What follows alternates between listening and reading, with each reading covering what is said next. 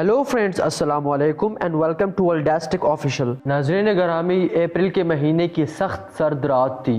دنیا کا سب سے بڑا بحری جہاز تھا ٹائٹینک، جس کو دی انسنکیبل یعنی کبھی نہیں ڈوبنے والا جہاز کہا جاتا تھا۔ ٹائٹینک اٹلانٹک اوشن کے برفیلے پانی میں چل رہا تھا۔ یہ ٹائٹینک کا پہلا سفر تھا۔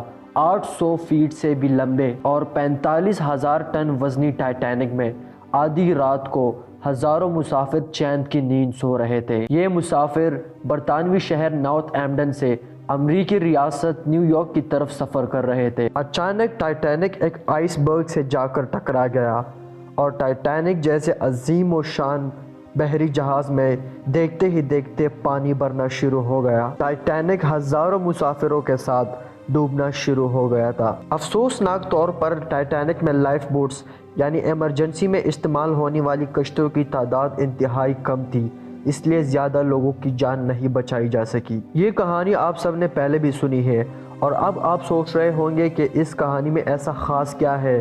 حیرت انگیز طور پر میں آپ کو بتاتا چلوں کہ جو کہانی میں نے آپ کو بتائی وہ ٹائٹینک کی کہانی تھی ہی نہیں، دراصل حقیقت کچھ اور ہے۔ آئیے جانتے ہیں ٹائٹینک کا اصل حقیقت کیا ہے۔ یہ کہانی دراصل 1818 میں لکھی جانے والی ایک کتاب کی کہانی ہے۔ حیرت انگیز طور پر اس کتاب کا ٹائٹل تھا دی ریک آف دی ٹائٹن، یعنی ٹائٹن نامی بحری جہاز کا ملبہ۔ ناظرین گرامی، یہ حیرت انگیز ویڈیو شروع کرنے سے پہلے آپ کو بتاتا چلوں کہ اگر آپ مجھ سے انسٹاگرام پر کنیکٹ ہونا چاہتے ہیں تو اس کا لنک میں نے ڈسکرپشن میں دے دیا ہے، آپ وہاں جا کے مجھے انسٹاگرام پہ فالو کر سکتے ہیں۔ دی ریک آف دی ٹائٹن نامی کتاب 1889 میں یعنی ٹائٹینک کے ڈوبنے سے 14 سال پہلے مورگن رابرٹسن نامی ایک آدمی نے لکھی تھی۔ اس وقت تو ٹائٹینک کا کانسیپٹ ہی نہیں تھا۔ ٹائٹینک کی تعمیر 1909 میں شروع ہوئی تھی، جس کا مطلب ہے 1898 میں کسی نے ٹائٹینک کا سوچا بھی نہیں تھا۔ اس کتاب میں ایک کہانی لکھی گئی جس میں دنیا کی سب سے بڑی بحری جہاز کا ذکر کیا گیا۔ حیرت انگیز طور پر کتاب میں بحری جہاز کا نام دی ٹائٹن بتایا گیا، جو کہ ٹائٹینک سے بالکل ملتا جلتا ہے۔ دوسری عجیب و غریب بات یہ ہے کہ کتاب میں ٹائٹن کے بارے میں بتایا گیا تھا کہ یہ انسنکیبل ہے، یعنی کبھی ڈوب نہیں سکتا، اور یہ بات ہم سب جانتے ہیں کہ ٹائٹینک کو بنانے والی کمپنی نے بھی یہی کہا تھا کہ ٹائٹینک انسنکیبل ہے اور کبھی نہیں ڈوب سکتی۔ کتاب میں بھی ٹائٹن کو دنیا کا سب سے بڑا بحری جہاز بتایا گیا اور ٹائٹینک بھی دنیا کا سب سے بڑا بحری جہاز تھا۔ ناظرین گرامی، اب آپ سوچ رہے ہوں گے کہ اتنے سارے اتفاق کیسے ہو سکتے ہیں، لیکن آگے کی کہانی جا کر سننے کے بعد آپ اور حیرت میں ڈوب جائیں گے۔ کتاب میں ٹائٹن کی لمبائی اور سپیڈ بھی اتنی ہی بتائی گئی ہے جتنی اصل میں بھی ٹائٹینک کی بالکل تقریباً ہی تھی۔ ٹائٹن کی لمبائی 800 فیٹ بتائی گئی جبکہ ٹائٹینک کی لمبائی 842 فیٹ تھی۔ جس سپیڈ سے ٹائٹینک آئس برگ سے جا کر ٹکرایا تھا وہ سپیڈ 22.5 نوٹس تھی۔ کتاب میں جس سپیڈ ٹائٹن آئس برگ سے ٹکرایا گیا تھا اس کی سپیڈ 25 نوٹس تھی، یعنی تقریباً اتنی ہی تھی۔ کتاب میں بتایا گیا کہ ٹائٹن میں 3000 لوگ سفر کر سکتے ہیں، جبکہ ایگزیکٹلی ٹائٹینک میں بھی 3000 لوگ ہی سفر کر سکتے تھے، یعنی بالکل اتنی ہی جتنی کتاب میں بتایا گیا۔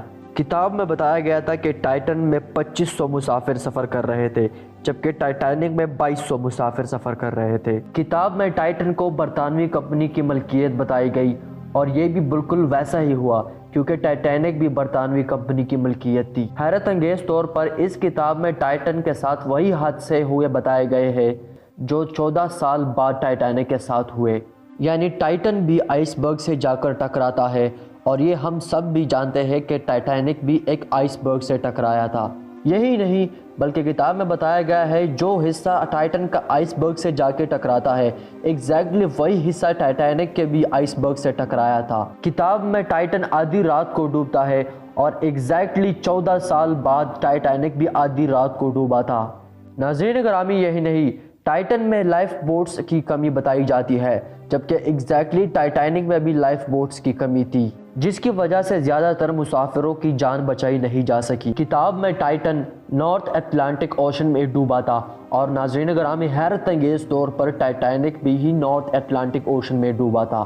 یہی نہیں بلکہ کتاب میں ٹائٹن کو نیو فاؤنڈینڈ نامی ایک جزیرے سے 400 نوٹیکل مائلز کی دوری پر ڈوبتا ہوا بتایا گیا ہے، اور ناظرین گرامی، حیرت انگیز طور پر ٹائٹینک بھی اسی جزیرے سے 400 ناٹیکل مائلز کی دوری پر ڈوبا تھا۔ ناظرین گرامی، یہ وہ جگہ ہے جہاں پہ ٹائٹینک اور ٹائٹن دونوں ڈوبے تھے، یعنی ٹائٹن کتاب میں ڈوبا تھا اور ٹائٹینک دراصل حقیقت میں ڈوبا تھا۔ ٹائٹن میں 24 لائف بوٹس بتائی گئی جبکہ ٹائٹینک میں 20 لائف بوٹس تھی۔ ناظرین گرامی، اس پراسرار واقعے کے بارے میں اس کتاب میں لکھا جانا یہ سب ایک محض اتفاق ہے یا کہانی کچھ اور ہے۔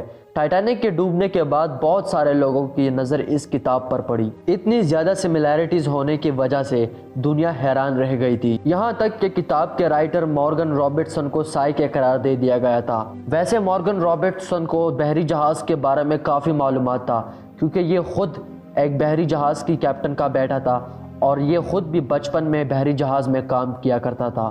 لیکن اتنے سارے اتفاق انتہائی حیرت انگیز اور پراسرار بات ہے۔ لیکن ناظرین گرامی، صرف ٹائٹینک کے متعلق یہ حیرت انگیز ناول سامنے نہیں آئی، ایک اور انتہائی حیرت انگیز ناول ایڈگر ایلن پو نامی ایک آدمی نے لکھا تھا۔ اس ناول کا نام تھا the narrator of Arthur Gordon Pym of Nantucket. یہ ناول 1938 میں پبلش ہوا تھا اور اس ناول کی کہانی تھی کہ ایک بحری جہاز سمندر میں گم ہو جاتا ہے اور اس میں موجود لوگوں کے پاس کھانے کے لیے کچھ نہیں ہوتا، اسی لیے اس بحری جہاز میں 4 سیلرز، بحری جہاز میں کام کرنے والے ایک لڑکے رچرڈ پارکر کو کھانے کا فیصلہ کرتے ہیں۔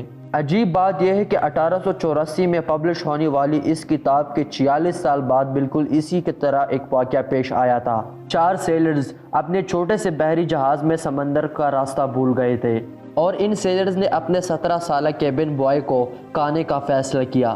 ناظرین گرامی، سب سے حیرت انگیز بات یہ تھی کہ کتاب میں بھی اس لڑکے کا نام رچرڈ پارکر تھا اور حقیقت میں بھی اس کا نام رچرڈ پارکر تھا۔ یہ کہانی کافی مشہور ہوئی تھی۔